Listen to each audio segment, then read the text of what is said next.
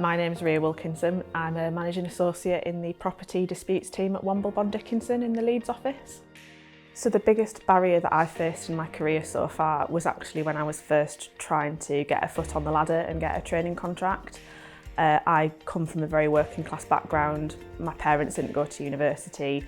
I don't have any lawyers in the family or our social network, so I had to do everything myself. It felt a lot like I was having to go it alone as the first person in my family to follow this path. It has come down to hard work and getting comfortable being uncomfortable. If I'm in a room when I was applying for training contracts with people who I thought deserved to be there more than me because they came from better backgrounds, better universities, it was just keeping pushing myself, even if I felt uncomfortable, that I did deserve to be in the room.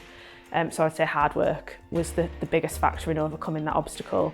And in terms of support, my biggest support was from my parents. They were always there supporting me because they knew it was something that was really important to me. I think the biggest thing that organisations can do to support inclusivity for everybody is to have a huge range of people in leadership roles. I think it's really important that if you come from a minority background, you can basically see yourself in a leadership position, whether that's women in leadership positions, carers in leadership positions. I think it's really important.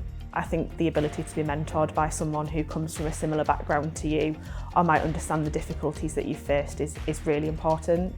So the biggest piece of advice I would give to women to achieve their ambitions is that you've got just as much right as anybody else to be in the room, regardless of your background or your experience.